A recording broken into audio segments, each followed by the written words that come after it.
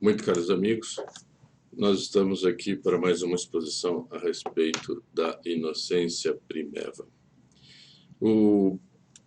A definição da inocência primeva virá mais à frente, e é importante nós conhecermos estes pontos prévios para compreendermos bem a definição de inocência primeva. E apenas para dar uma lembrança, assim, fazer uma lembrança rápida, nós começamos a ver o papel das tendências na alma humana e na história dos povos. Toda alma e todo povo, ele varia, ou ele é sugestionado, ele é influenciado, ele é induzido, se são acionadas determinadas tendências dele. Então, uma sociedade pode ser conduzida ao mal, ao fracasso de civilização, através de meios que explorem tendências más das almas humanas. As almas não têm só tendências más, elas têm também tendências boas. Essas tendências dependem da pessoa aderir ao lado bom e evitar o lado mau. Mas nós vimos que toda ambientação é própria a gerar tendências. Isso nós vimos, uma pessoa estando no ambiente, aquele ambiente repercute nela. E por isso ela deve ter bem presente que ela não pode ficar indiferente a nenhum ambiente no qual ela esteja. Ela tem que saber discernir se aquele ambiente lhe está fazendo bem ou se ele está fazendo mal. E não ir tocando de qualquer jeito, porque ela pode acabar se dando mal, se o ambiente for mal, mas é o mais provável. E enquanto por ambiente bom, ela sempre lucra com o ambiente bom. Bom, frequentemente as tendências precedem a formação das ideias. Aqui está uma outra coisa muito importante, é que as pessoas têm ideias na cabeça, têm princípios, mas elas começam a dar vazão a certas tendências dela, e depois, com o tempo, ela vai pensar conforme a tendência a arrastou para uma coisa ou outra. Então, por exemplo, pegue um preguiçoso. Imagine que ele entrou numa crise espiritual que começou a fazer concessões à preguiça. No começo ele tem sérios princípios para achar que não deve ceder à preguiça. Mas ele vai, sem abrir mão do princípio, ele vai cedendo na prática e vai se permitindo pequenos espaços de preguiça e sem vigilância e sem agir contra. Com o tempo, ele fica um grande preguiçoso. E aí, quando ele fica um grande preguiçoso, ele se estabiliza naquilo, ele vai procurar uma justificativa para aquilo e vai modificar o seu princípio, modificar a sua ideia. E ele vai chegar até a defender que trabalhar assim muito faz mal, e que a pessoa não deve sofrer tanto, que a pessoa não deve... Tudo isso ele vai procurar justificar. Bem, por outro lado, também tem, deriva disso, deflui disso que nós dissemos, que as mentalidades podem ser influenciadas a fundo para o bem como para o mal. Portanto, a mentalidade, aqui ele já não está falando do bloco de princípios que a pessoa deve ter, ou das ideias, mas a mentalidade. Então pega um menino, uma menina inocente, foram criados num ambiente muito recatado, muito piedoso, muito respeitoso de um lar.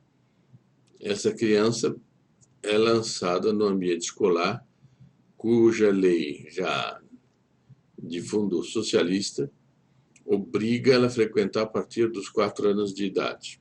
na escola, as professoras já criam um ambiente, permitem um ambiente onde tudo aquilo que a criança recebeu em casa vai pelo chão. E a criança se vê influenciada por um conjunto de outras crianças que pesam, ela sendo criança, pesam nela do ponto de vista de atrair para aquilo que não deve, e ela vai acabar cedendo. Então aparecem os pais dizendo que não conseguem mais que os filhos os obedeçam, não? Bem, depois nós vimos outra coisa que é o movimento pendular das tendências na história. É muito comum quem estuda a história, sobretudo do ponto de vista dos costumes, ver que quando uma pessoa ou quando um povo está muito atraído por uma coisa num sentido, vamos imaginar, eu mencionava aquelas vestimentas do século XIX, que foram sendo muito sobrecarregadas e tornaram um fardo não pequeno as pessoas se vestirem daquele jeito. Quando começou a queda, foi uma coisa absolutamente imperceptível do começo, no seguinte sentido, que a pessoa podia, pelo aquilo, a menos que fosse uma pessoa muito, muito favorecida pela graça para discernir, já percebeu onde é que isso ia chegar, e que ia chegar no nudismo de hoje, por exemplo. Então, quando as roupas começaram a cair, o pessoal estava farto daquelas roupas pesadas. E aí a mentalidade dele, a tendência dele, é mais próprio falar, a tendência dele pedia o oposto. Quando começaram a dar o oposto, ele então degringolou. E foi até onde nós sabemos que estamos hoje. Bem, hoje o que nós vamos ver? Nós vamos ver uma coisa que é muitíssimo importante. Realmente é muito importante, porque atinge uma quantidade enorme de pessoas. E que é a seguinte: as vias falsas e o verdadeiro caminho para alcançar a felicidade. Todo mundo corre atrás da felicidade. Todo mundo quer felicidade. Mas existe um engano onde as pessoas pensam que vão encontrar felicidade. E não é difícil assim, trazer à mente cada um que assiste isto, vai ter exemplos que conhece, que estudou, que viu, que leu, que assistiu, que presenciou, que vão justificar mais este ponto da afirmação de Dr. Plínio. Então, por exemplo, quais são as 4 pistas enganadoras para conquistar a felicidade? São 4 pistas. Primeiro, há aqueles que acham que o colosso é ser o homem que sabe. O homem que sabe tudo. O homem que lê, mas lê quilômetros de livros. O homem que lê enciclopédias, lê bibliotecas inteiras, ou que aprofundou seus conhecimentos em determinado ponto, até que ele se torne um prêmio Nobel. Então, prêmio Nobel para esse tipo de pessoa é a realização nessa terra. Tudo que eu mais desejo na minha vida, eu realizo enquanto prêmio Nobel. Cheguei a ser prêmio Nobel, sou arquifeliz. Isso está no fundo da cabeça de muita gente. O outro é o homem que pode, a pessoa que pode. Então ele quando era menino, jovem, uma pessoa inteligente, uma pessoa mais que ninguém imaginava que depois, graças à sua sagacidade, graças à sua esperteza, graças a seu tino político, graças à sua simpatia pessoal, tudo isso somado, ele chegou a ser presidente de um país. Presidente de um país, ele tem o país na mão. Ele tem um poder colossal, porque ele é presidente de um país. Então ele se realizou. Ele realizou na terra aquilo que um homem pode desejar. Ele manda num país inteiro. Isso é o poder. Então, há gente que corre atrás disso, considerando que isso é fonte de felicidade. Qual é o terceiro tipo de felicidade? É o homem que faz.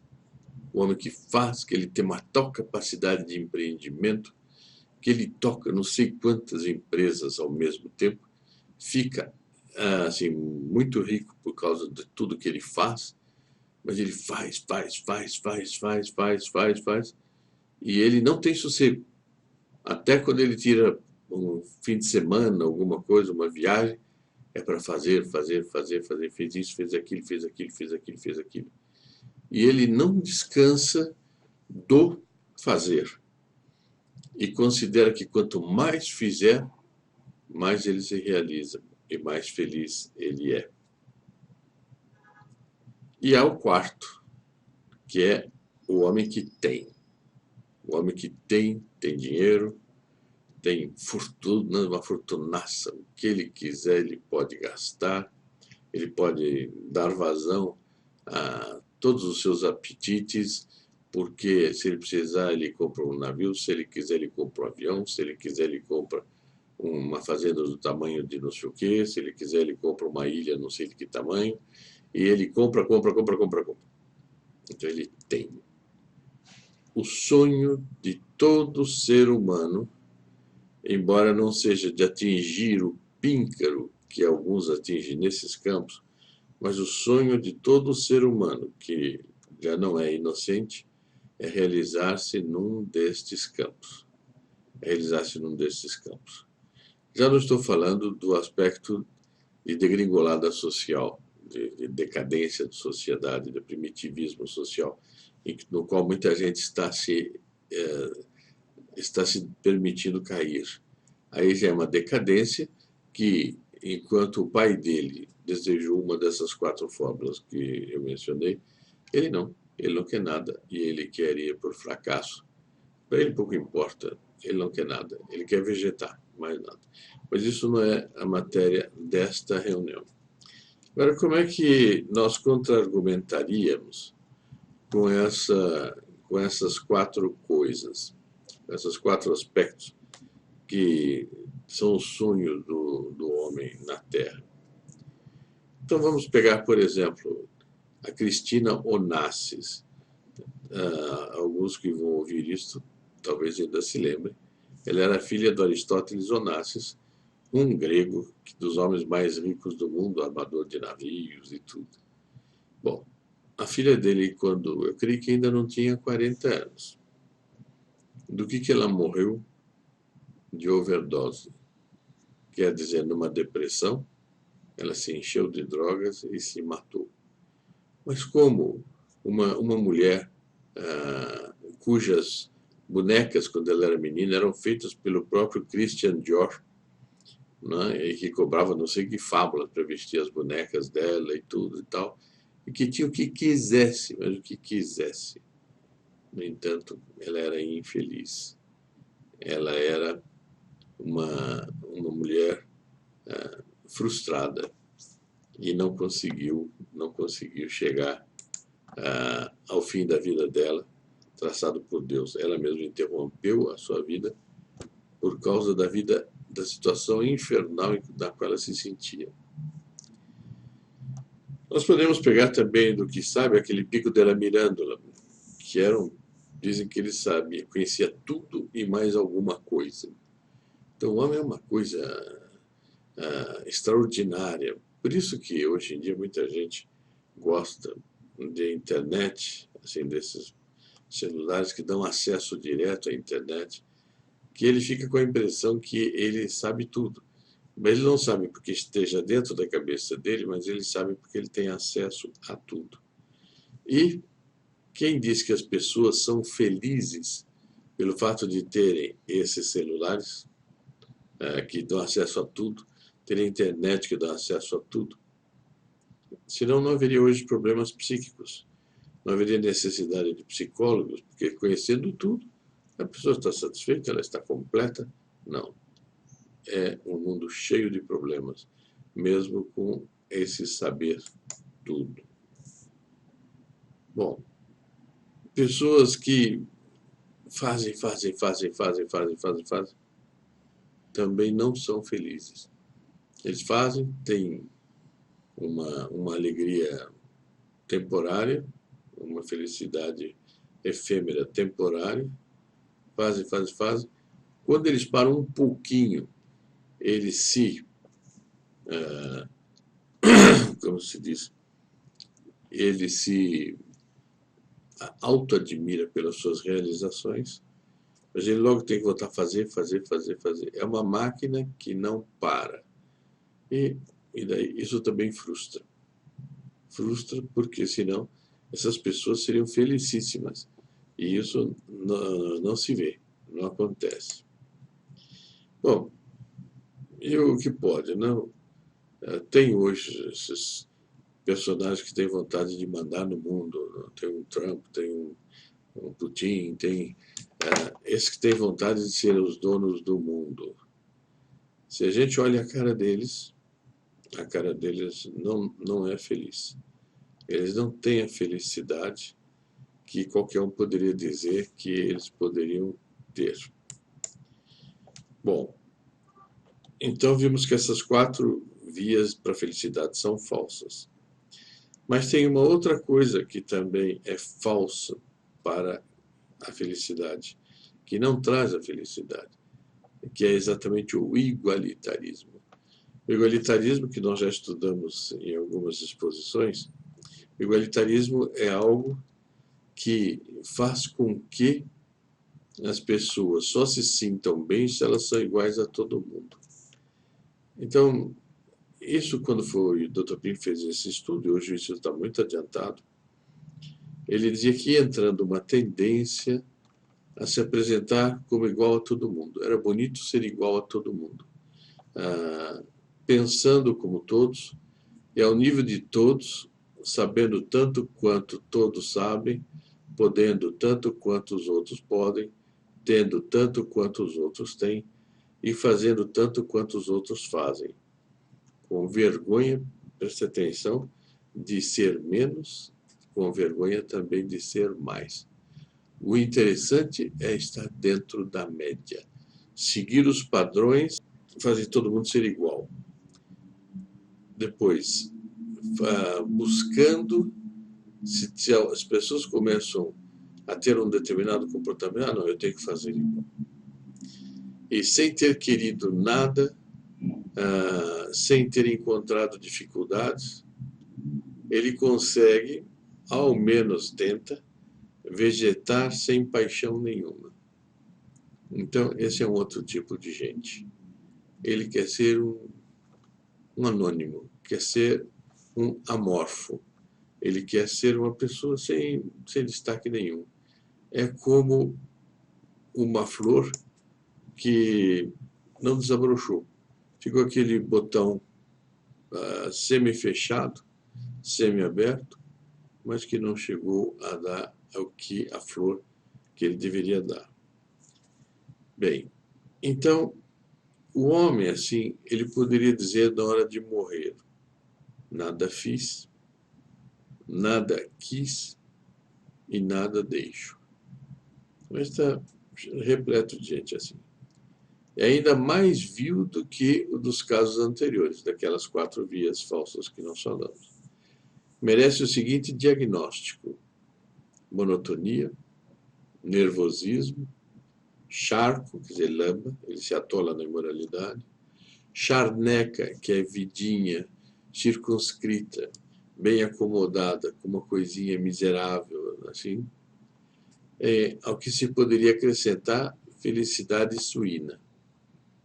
Assim como o porco dentro de um chiqueiro se sente realizado porque ele come o quanto ele quer, ele dorme o quanto ele quer, ele não tem mais nada que se preocupar com que esteja fora do chiqueiro, ele tem lama à vontade para se refocilar, assim parece um porco. Como defender alguém assim? A abominação do igualitarismo tampouco é um caminho para a felicidade. Quer dizer, a posição dele é indefensável. A gente vai defender o quê? é indefensável. Bem, felicidade e senso da finalidade. Bom, aqui é outra coisa. Porque se o homem não tem o senso da finalidade, ele não completa aquilo para o que Deus o criou. O homem, ele vive, ele nunca se pôs o problema, para que eu existo? Que dons Deus me deu para eu realizar? Ele não se preocupa com isso. Ao passo que aquele que se preocupa e que procura realizar aquilo que Deus quer dele, e Deus sempre mostra o que ele quer da pessoa, por graças que dá, por intuições que a pessoa compreende os dons que ela tem, para o que ela serve, para o que ela dá, etc. Então ele precisa olhar para dentro de si, não com o egoísmo, mas com amor a Deus para procurar realizar aquilo que Deus quer dele. Né? Pegue, por exemplo, vamos pegar da região da Alemanha. Tem aqui dois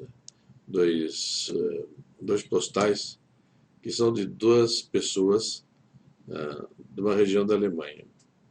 Um é músico e outro é caçador. O que acontece? A gente olha para esses, eles têm uma felicidade de estar realizando aquilo para o que eles nasceram. Os dois, tanto o caçador quanto o outro. E a gente percebe na pessoa que os desenhou que quis ressaltar esse contentamento deles de serem aquilo para o qual eles foram chamados. Então, a finalidade é muito importante. Se eu não cumpro a minha finalidade, eu não sou feliz. Bem, então, onde é que a gente chega? Se chega no seguinte ponto: não se trata de ter, de poder, de saber e de fazer. O que é preciso é ser. E isso é que é chave. E isso vai emendar mais na frente com a questão da inocência. Porque eu devo ser aquilo que eu fui chamado a ser. E eu sou único. Cada um foi chamado a ser é único. Né? Pegue, por exemplo, aquele herói famoso que lutou contra Napoleão em defesa dos princípios católicos no Tirol, o Andreas Hofer. Era um homem que ele fez uma reação católica, mas que ele tinha isso. Ele era autêntico, ele tinha suas ocupações, tinha sua família, ele era casado, mas a alma dele estava realizada, porque ele era aquilo que ele devia ser. Não importa o que os outros eram ou não eram, ele cumpriu o que Deus queria dele. Isso é que é importante. Bom, e aqui vem, então, qual é o grande inimigo do homem na história toda da inocência? Na consideração dos aspectos que nós vamos ver, estamos vendo e vamos ver, nós deduzimos que o maior inimigo do homem é o egoísmo. Egoísmo. Pessoa que é eu, só pensa em si. Eu. Tudo ela avalia em função do seu egoísmo. Se o egoísmo aponta para ela o interesse dela, então aí ela se lança em cima daquilo. Se não há algo que interesse o egoísmo dela, ela não se interessa. Aí vem uma diferença pujante entre muita gente de hoje e, por exemplo, aqueles gigantes medievais que a gente percebe, e aquelas pessoas que estão enterradas sob aqueles gigantes, que o gigante ele trazia a mentalidade daquela pessoa que estava lá. a mentalidade da época, era medieval sobretudo e tal. Bom, ele tinha uma fisionomia de quem tinha vivido de acordo com aquilo que Deus queria da pessoa. Em princípio, era assim. Eu sei que alguém pode dizer, mas tem gente ruim, sempre tem gente ruim. Até entre os apóstolos havia Judas.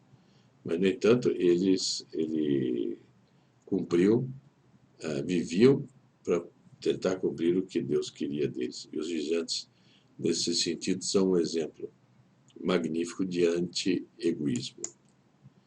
Bom, portanto, e o último ponto que tratamos hoje, a felicidade não consiste também no frenético, mas na harmonia. Aqui está, é preciso ter a alma harmônica, não ter a alma frenética. Quer dizer, uma alma agitada, uma alma que não para, uma alma que está atrás de egoísmos, passa para outro, passa para outro, passa para outro. Não, é preciso ter calma e dentro da calma, aí realizar aquilo que Deus quer da pessoa. Então é preciso ter calma, é preciso não ter nervosismo. E vejam, por exemplo, aquela santa negra, Santa Baquita, era de uma calma, de uma harmonia, de uma felicidade que nós vamos estudar na próxima vez, que é a felicidade de situação. Ela é feliz porque ela tem certas características que a tornam inteiramente feliz. Isso nós vamos ver na próxima exposição. Espero que tenha atendido de alguma maneira o interesse dos ouvintes e peço que não deixe de rezar para que as exposições sejam bem aproveitadas. Primeiro bem feitas, depois bem aproveitadas. Até lá.